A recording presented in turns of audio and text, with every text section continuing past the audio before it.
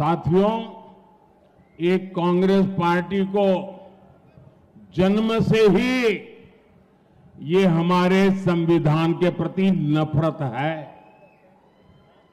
जो संविधान बाबा साहब अंबेडकर ने दिया था, अगर वो संविधान की प्रत देखें,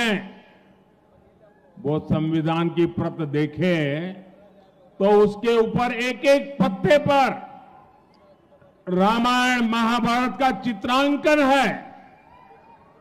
हमारी संस्कृति, हमारी परंपरा का चित्र है उस पर, और हमारे संविधान की, भारत की महान सांस्कृतिक विरासत के साथ उसको कड़ी रूप के जोड़ने का एक अद्भुत प्रयास था।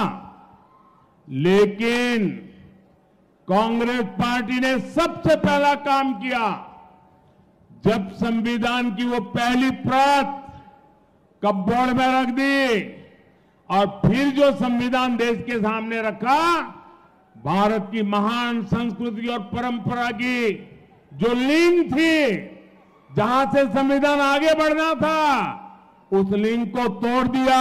वो सारे चित्र हटा दिए और खोखा बना करके रख दिया। पहले ही दिन उन्होंने संविधान का अपमान करना शुरू कर दिया था।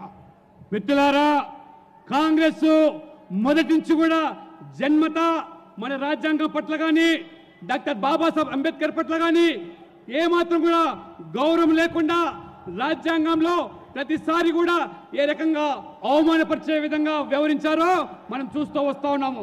రాజ్యాంగంలో రచించినటువంటి దాంట్లో ప్రతి పేజీలో కూడా రామాయణము, మహాభారతము ఏ రకంగా మన భారత యొక్క జీవిత సంస్కృతితో ముడిపడి ఉన్నటువంటి ఆ యొక్క లింక్ను ఈ యొక్క కాంగ్రెస్ పార్టీ, ఈ కాంగ్రెస్ ప్రభుత్వం ఏ రకంగా దాన్ని తుడిచివేసే ప్రయత్నం చేసిందో, మొదటగానే అంబేద్కర్ గారు గొప్ప ప్రయత్నం చేసి మన సంస్కృతితో మహాభారత్లో రామాయణం జోడించి ఆ యొక్క మరి సంస్కృతిని వెలుగులోకి తీసుకొచ్చే ప్రయత్నం చేస్తే, ఈ కాంగ్రెస్ ప్రభుత్వము బుద్ధిపూర్వకంగానే, ఉద్దేశపూర్వకంగానే ఆ యొక్క రామాయణాన్ని, మన సంస్కృతిని ఆ రకంగా విడదీసి ఏ రకంగా రాజకీయాలకు పాల్పడుతుందో మనం గమనిస్తా ఉన్నాము.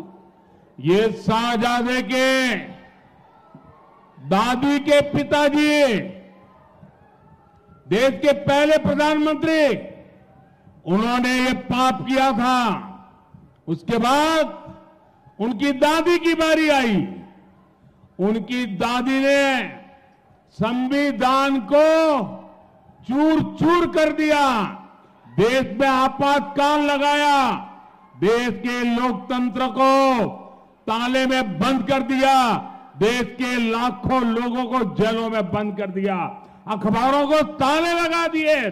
संविधान का घोर अपमान पहले प्रधानमंत्री उनकी दादी के पिताजी ने किया, फिर बड़ा अपमान उनकी दादी ने किया।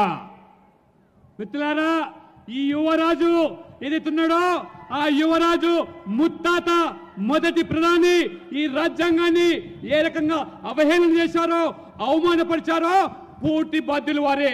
వారి తర్వాత వీరి నానమ్మ ఏ రకంగా ఆ రాజ్యాంగాన్ని ఏ రకంగా తూట్లుపరిచిందో, తమ రాజకీయ అవసరాల కోసం ఏ రకంగా రాజ్యాంగాన్ని సమయానికి మార్చివేసిందో, సమయానుబద్ధంగా ఎమర్జెన్సీని విధించి ఏ రకంగా మొత్తం రాజ్యాంగాన్ని అవమానపరచడమే కాకుండా ఏ రకంగా రాజ్యాంగాన్ని చులకన చేసినటువంటి చరిత్ర ఈ కుటుంబ సభ్యులది, ఈ యువరాజ తాత ముత్తాతలది, నానమ్మని అనే విషయాన్ని మీరు తెలుసుకోవాల్సిన కోరుతా ఉన్నాను.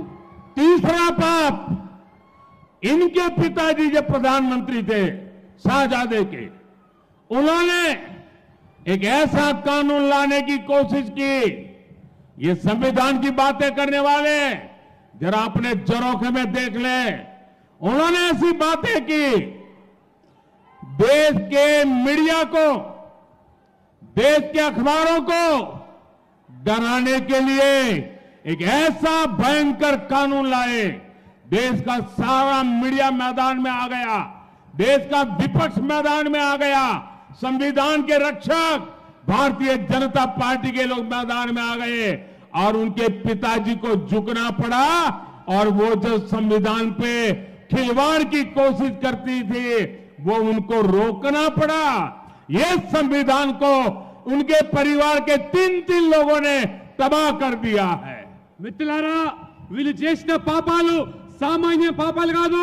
వారు చేసినటువంటి 3వ పెద్ద పాపం ఏదైతే ఉందో, ఆ రోజు ఏ రకంగా మీడియాను, పత్రికలను, వాళ్ళ స్వేచ్ఛను, స్వతంత్రాన్ని హరింపజేసి వాళ్ళ మీద ఏ రకంగా ఒత్తిడి తీసుకొచ్చారో, వాళ్ళను ఏ రకంగా లొంగదీసే కుట్రలు పడినారో, కానీ ఆనాడు ఈ భయానక చట్టాలను ఎదిరించింది, పోరాటం చేసింది ఆనాడు ప్రతిపక్షాలు. ఆ రకంగా భారతీయ జనతా పార్టీ ఈ ప్రజాస్వామ్యాన్ని కాపాడడానికి సర్వంగా పోరాటం చేసి అన్ని విధాలు కూడా ప్రజాస్వామ్యాన్ని, రాజ్యాంగానికి పరిరక్షణకు పాటుపడింది భారతీయ జనతా పార్టీ. తప్పితే రాజ్యాంగం గురించి మొసలి కన్నీరు కాచేటువంటి ఈ పార్టీలు ఏ రకంగా పాపాలు చేశాయో ఒక్కసారి ఆలోచన చేయండి. उसके बाद संविधान से सरकार का जन्म होता है। सरकार की कैबिनेट अत्यंत महत्वपूर्ण इकाई होती है। भारत के संविधान ने उसको संरक्षण दिया हुआ है। मनमोहन सिंह जी की सरकार की कैबिनेट ने एक निर्णय किया।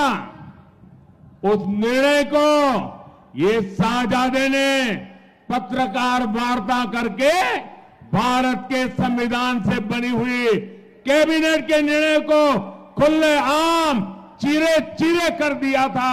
और वो संविधान के रक्षण की बातें करते हमारे सामने।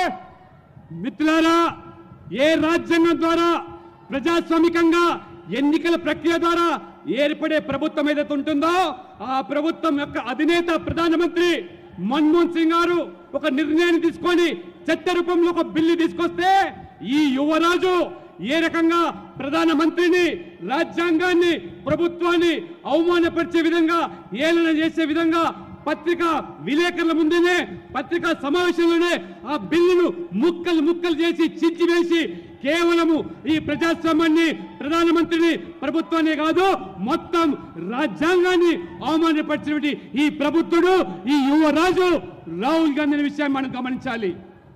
साथियों, इतना ही नहीं, भारत का संविधान बना तब देश के विद्वान लोग संविधान सभा में थे और उसमें कोई आरएसएस, जनसंघ, भाजपा तो जन्मा ही नहीं था। उस संविधान सभा में